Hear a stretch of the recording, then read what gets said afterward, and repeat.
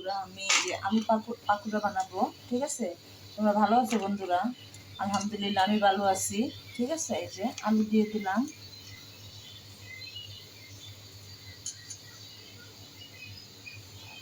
আপু আজকে তুমি কি রেসিপি নিয়ে আসছো? এই যে কাঁচা মরিচ, পেঁয়াজ।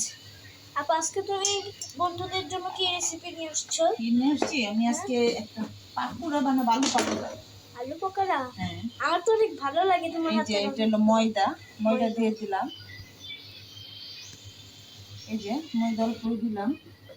বেশি ময়দা দিলে আবার বেশি টেস্ট হবে না, এই জন্য আপনারা 2 চামচ হালকা লবণ দিয়ে দিলাম। হ্যাঁ হালকা লবণ দিয়ে দেবেন। এটা কি দিলে? লবণ। ধনিয়ার গুঁড়া দিয়ে দিলাম। ওটা কি ধনিয়ার গুঁড়া?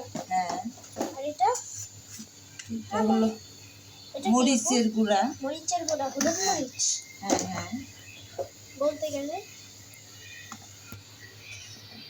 কিন্তু কালারটা এটা হলুদ মরিচ। ও হলুদ।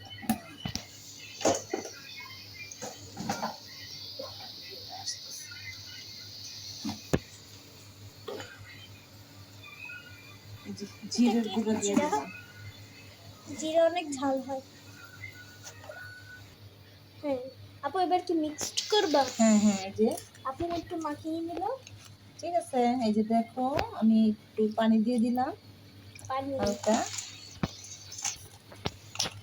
পানির জগটা তো অনেক সুন্দর।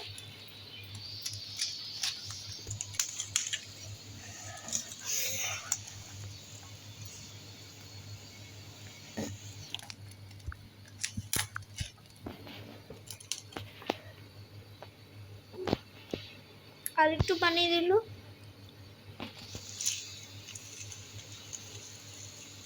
এই জিনিসটা আলু দিয়ে পাকুড়া বানালে খুব মজা লাগে। কাঁচা মরিচ, রসুন, হ্যাঁ আলু পাকুড়া। আপু আজকে কি বৃষ্টি পড়ে? তুমি বলো। হ্যাঁ, আলু পাকুড়া খুব মজা, মনে করেন মজাই লাগে, খারাপ লাগে না। আর তোমার হাতে তো আরেকটাই জাদু আছে, লাভ ইট। আজকে কি বৃষ্টি পড়েছে? ভালো মতোই করতে হয়, মাখতে হয়, না হলে হয় না। না হবে না কেন, হবে। আপু আজকে কি বৃষ্টি পড়েছে দেখে তুমি পাকোড়া রান্না করছো আমার জন্য? হ্যাঁ, বৃষ্টির দিন তো তোমার হাতে পাকোড়া খেতে আমার অনেক ভালো লাগে। আমি এসে পড়ি, হ্যাঁ তোমার হাতে পাকোড়া খেতে।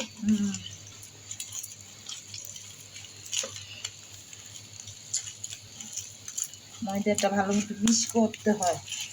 ময়দা তো কালারটা অনেক সুন্দর।